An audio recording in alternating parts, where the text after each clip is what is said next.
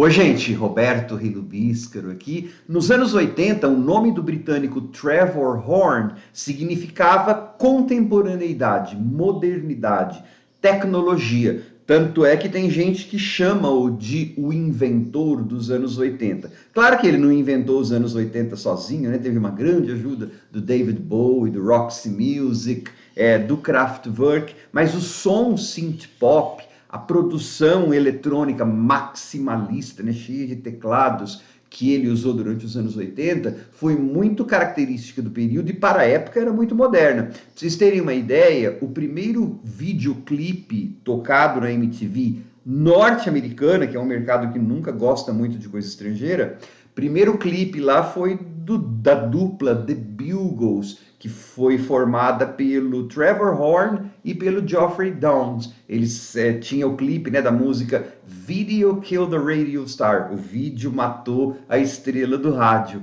Essa foi a primeira, né, aparição assim de videoclipe na MTV. Para vocês terem a ideia da importância desse cara. Durante os anos 80, ele produziu álbuns, ele era tipo produtor de grife. Nos álbuns vinha o nome dele grandão, produzido por, ABC, Frankie Goes to Hollywood, Grace Jones, tanta gente. Depois nos anos 90, Seal.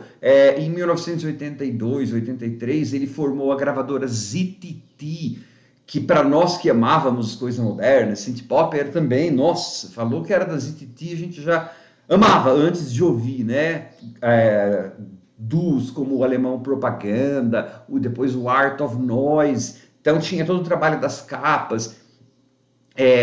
Pela ZTT também gravou Frank Goes to Hollywood. E além disso, olha só como os tempos são estranhos, né?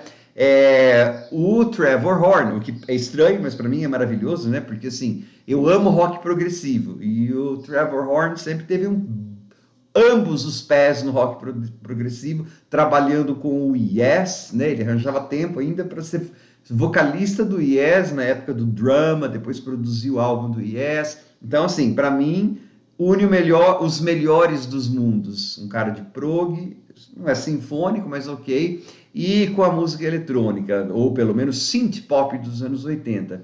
Mas antes de continuar, eu gostaria de convidá-los a se inscreverem no canal Robertando, curtir os vídeos, compartilhá-los, agradeço bastante. Aí é claro, né, quando no dia 1º de dezembro de 2023 saíram as 11 faixas do álbum Echoes, Ancient and Modern, né, do senhor Trevor Horn, setentão hoje em dia, eu fiquei curioso para ouvir, 44 minutos tal, e é um álbum de covers. Assim, tem acertos e tem erros. Ele pegou canções que ele gosta, né, e entregou, na maior parte das vezes, para a sua enorme lista de colaboradores e amigos, tá? O título é Ancient and Modern, né, Antigas e Modernas. Na verdade, a mais moderna aqui, e uma das que eu mais gostei do álbum, é a faixa de abertura, né, que é a Swimming Pools, aquela canção do Kendrick Lamar, lá de 2012, sobre alcoolismo. Aqui desacelerou, ficou só no piano praticamente, com a voz da Tori Amos, tá? Então, assim, o que eu acho legal nesses álbuns tributo, nesses álbuns de cover, é quando você dá uma possibilidade, uma ideia nova para as canções, tá? Neste álbum acontece de vez em quando, só que às vezes quando acontece eu já ouvi igual, assim, não é um grande álbum, já vou adiantando, mas tem essa da Tori Amos que é legal. Depois tem o Stepping Out com o Seal. O Seal fez muito sucesso nos anos 90, gravou pela ZTT Records e tal. Ele pegou o Stepping Out do Joe Jackson. Ele, na verdade, foi o Trevor Horn, né? Porque o Trevor Horn, ele toca um monte de instrumentos aqui no álbum, ele faz backing vocals, ele produziu o álbum.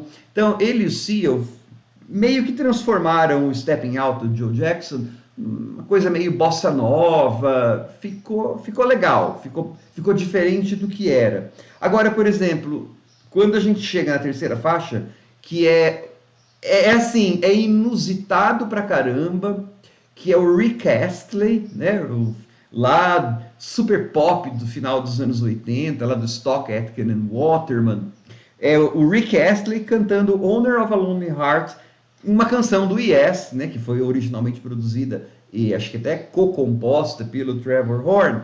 Quando eu vi isso, eu falei, nossa, o Rick Astley cantando Yes deve ser legal. Não é. Por quê? Porque não tem coração a faixa. Então, assim, parece que o Rick estava meio com vergonha, meio travado.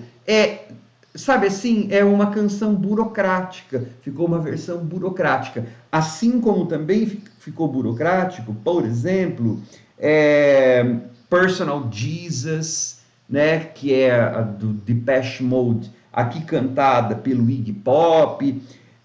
Drive, por exemplo, do The Cars, não ficou até inferior, porque é uma música lenta e aqui continua lenta. Só que a Drive é tão linda, aqui está na voz do Steve Hogarth, que é vocalista do Marillion. Sabe assim, ele não acrescenta nada. E aí você tem alguns, por exemplo, você tem o Relax do Frankie Goes to Hollywood, que aqui tem um pedigree enorme. Tá a Toya Wilcox e o maridão dela. O maridão dela nada mais é, ou ninguém menos é, do que o Robert Fripp, do King Crimson. Então tem a guitarrinha do Robert Fripp, a gente percebe, o Frippatronics lá no começo. E o que acontece nessa faixa? Eles desaceleraram Relax. Só que alguém já fez isso, eu não consigo lembrar agora quem é, mas já fez isso. E algumas das faixas parecia coisa até da Lana Del Rey. Né?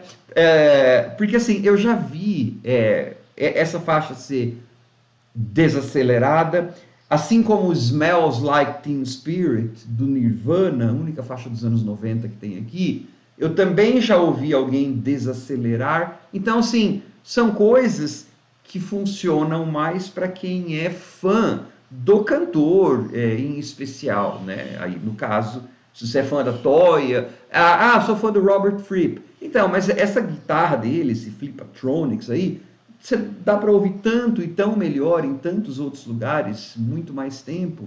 Então, é um álbum que, na maioria das vezes, não tem muito sentido, tá? Acertos, não só o da Tori Amos, eu achei também, por exemplo, qual que é aqui? Love is a Battlefield. Eu não me lembro, eu me lembro da canção, agora é Pat Benatar, eu acho que cantava isso, Pat Benatar. Aqui tá pelo Mark Almond, né? Adoro o Mark Almond, da dupla Soft Cell, depois em carreira solo, já faz não sei quantos anos. Já resenhei os 2, 3 álbuns do Mark Almond aqui e tal. Ficou legal porque, assim, o Mark tá cantando daquele jeito todo emotivo dele, mas também porque a proposta da canção ficou um pouco tecnopop, ficou parecendo, sei lá, uma coisa meio Bronski Beat, metade dos anos 80, acho que deu uma legal, né? E uma outra coisa que eu achei super sintomática, assim, vão mudando, né? Algumas canções estão mudadas, desacelera, tal. A última faixa é o próprio Trevor Horn cantando. Ele deveria cantar em mais outras faixas aqui. Ele canta bem. Ele está cantando Avalon, do Roxy Music. Roxy Music é a banda lá, o vocalista era o Brian Ferry, que eu considero um dos inventores dos anos 80. Eu acho que está injustamente esquecido o Brian Ferry e tal.